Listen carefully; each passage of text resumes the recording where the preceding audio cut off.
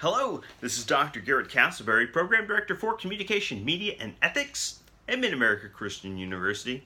I am here with our COM 2143 Digital Media Literacy Week 3 Asynchronous lecture.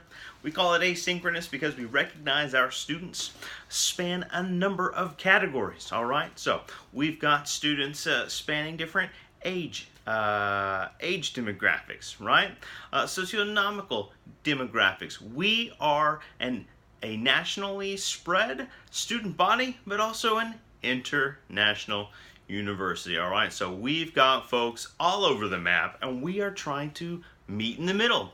And the middle, of course, has been redefined as the internet, the cyberwebs, right? This is our crawl space, and we're just looking for some wiggle room to connect, to engage, and our asynchronous lecture series is a way we can achieve that. The focus of an asynchronous lecture derives from our student questions, all right? And so students provide questions that we hope to engage in some manner, but these questions aren't just picked out of thin air. We are asking students to draw directly from a given course's readings and a given week's assigned readings, all right? And so, in week 3 of Digital Media Literacy, we are looking at the Spencer text, Writing Well in the 21st century, okay? A kind of fundamentals text that we're using to improve our understanding of academic style writing, digital journalism writing, right? Grammar rules, good reminders, and everything in between. Some of the ethics involved in media writing. We also, to balance out the engagement quota, we have Marcel Denis's popular culture introductory perspectives, but also one of our master texts for this major, a book we like to use to introduce some extremely relevant and contemporary media theory to students, and that is Spreadable Media, Creating Value and Meaning in a Networked Culture, from Henry Jenkins Sanford and Joshua Green. All right, so our questions this week, week 3, will come from those key texts, and perhaps a video or two. Sometimes we throw in some extra content for students to check out. So with that being said, I want to jump right in. Right in after 2 minutes and 40 seconds to set us up here. It looks like we're going to kick off week 3 Q&A from Rosalind. All right. Let's see here. Drawing from Jenkins, Ford, and Green. We're going to start off. There is a portion by them which notes, quote, "Finally, the book explores how spreadable practices may support a more diverse array of media options rather than older broadcast paradigms thought brought such questions to mind." Okay, a little bit of combination of paraphrasing there. Got to double check the proofing on the content. But question 1, follow-up question. Do you see the movie or film industry gravitating toward more animated movies in the future? Okay, so based on the authors here talking about specifically shifting paradigms, right? So a changing of the guard, so to speak. This technology has to do with this. Digital culture, digital technologies in particular have to do with this changing of the guard. And so what kinds of changes are we going to see in the film industry, asks Rosalind. And specifically, will we gravitate more toward animated movies? Well, I'd suggest we already have. This has been a clear trend since they were able to streamline CGI animated features. Okay, and so previous to that, of course, we can look back and recognize that traditional 2D animation style, right? The actual painted mats and film cells, and that sort of thing. The Pinocchios, all the way up through, The Lion King, The Little Mermaid, and so on. But while I'm just using a couple of Disney examples there, many studios have produced animated features over the years. the Disney brand just happens to be the most popular. And probably they're most popular because they're the most efficient or maybe the most graceful storytellers. Okay, so they have a storytelling mechanism that they execute that clearly appeals with more audiences. So it makes for a rich centerpiece in conversation. All right, it's usually a point where we can all meet and understand each other, talking about that type of example. But we can argue they already have. I meant to pull some studies, but as someone that charts and follows media relatively closely and has for decades, I can comfortably say that. We've seen that pivot, and there used to be maybe, I don't know, 3 major features in a given year. In a big year, maybe 6 major features that would be animated or heavily family focused. This number is absolutely, at least once a month, if not twice a month, we are seeing some major animated features released. And that is some of the biggest drawing power, and that's the next point it would be important to make here, is that there has, while box office, right, or theatrical viewing attendance has steadily declined with just occasional blips, steadily declined over the same period of 20, 25 years.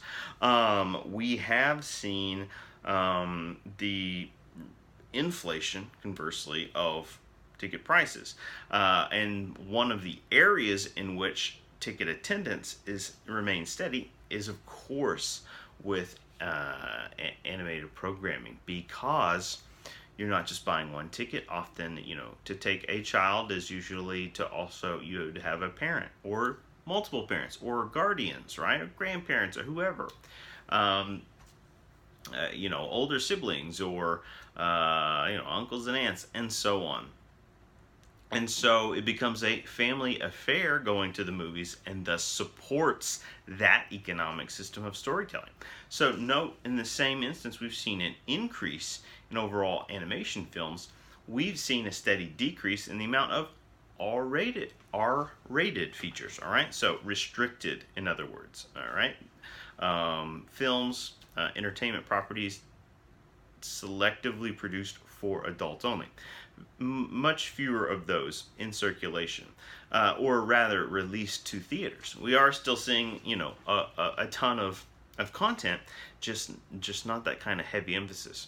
And whereas there were decades of maybe serious, very restricted style of content production, nowadays, when you think about something like summer blockbusters, okay, instead of R-rated action vehicles for stars, you're seeing these kinds of media franchises that are homogenous products, meaning they're well blended to suit. They're more palatable for the broad audience, right? More likely to get more kids and teens in there, and those tend to be sort of sanitized action spectacles, right? Your superhero movies, your popular brand items, right? The sequels, the sequelification of entertainment. So this kind of atmosphere, but also going back to animation programming in the film industry, a lot of studios streamlined those in-house production companies so that they have the right amount of full-time employees in place to be able to carry these massive animated production projects, because they take years to animate to get them done right. Some kind of get churned out rather quickly, but whenever they conceptualize a new product, okay, so think of Pixar. Pixar was well known for years and years as this elite production studio because they were so innovative, because they could generate new story ideas. Even if the story form was the same, the characters, the setting, right, the way the story was told was new, was invigorating, was innovative. But then, as we've seen in the last decade or so, yeah, that's about right, they've begun this process of just creating the sequels to their most popular brands and products, okay? And so some of these are pretty well made, and in fact, they're making tons of money, right? The Toy Story movies, incredibly successful commercially, but also, from audiences. Um, and this summer, one of the summer's largest hits was The Incredibles 2, which they took an enormous break to develop the quote-unquote right way. And I think that it was highly successful as a result.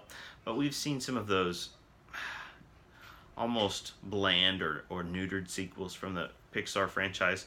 Monsters University is one that comes to mind. Finding Dory, not very inventive, sort of copying the formula of the original. Also, Cars 2. Was there a third one? I don't know. Regardless of whether we want it or not. But that just sort of highlights how once you streamline something, the business model is you'll return to that cash cow, as we call it, until the audience, the consumer need goes away. Consumer demand it's not really a need. Question 2, based on the current economic climate, what types of adjustments do you perceive will be made within the entertainment industry regarding live actors and actresses as the use of digital mediums continues to rapidly progress? This is an interesting concept. Maybe when the feature Avatar came out in 2009, James Cameron, that was such an innovative. The story wasn't necessarily innovative, but it was visually innovative. It was innovative in that it was this first landmark feature to just drive audiences to IMAX theaters in particular. And they were doing so much with 3D, right? 3D wasn't being used cheaply or as a way to bring up cost of ticket. Like, there was actual 3D work going on in the movie constantly that was aesthetically pleasing. Like, it was thoughtful, it was alluring. Okay, and so that's why that movie works. It's not because the story is something new we haven't heard. We've seen it in a dozen variations before. It's a relatively familiar and safe story structure. Okay, Avatar is, but the way in which the film was created sparked this renewed interest. But that said, you can't, we'll continue to see probably an increase in animation, right? Whether it's a CGI animated or hybrid stuff. Think about the way they're producing these Jurassic movies or whatever, superhero spectacles. You're getting lots of endless special effects, and they're shooting the majority of these movies on green screen and blue screen. Okay, so it's this weird combination now, and I think that is more of a normative trend in some feature making, less so than the alternative. We're not going to see AI necessarily, embodying or replacing actors and actresses anytime soon, although we will definitely continue to see strong trends in actors and actresses performing AI roles, right? That is a huge theme in science fiction in the last few years, and I think there's a lot behind that, particularly thinking about the work of Ridley Scott, still, I guess, Spielberg a little bit, but Ridley Scott. Think about the role of Michael Fassbender plays as David in Prometheus and Alien Covenant. And then there was Ex Machina, I'm trying to think of, now I'm drawing a blank, of the actress performer, right? So we will continue to see these sorts of hybridized digital roles, right? And sometimes that's a hybrid of the actor and the CGI material, or the actor and and maybe like the character itself, right, being of a hybrid nature. Planet of the Apes, Andy Serkis, right, who's got the monopoly on CG characters, Gollum, King Kong, and so on. Great conversation. Excited to see it head in that kind of direction. Spontaneous, but we'll be back with more content to cover. We're just getting started.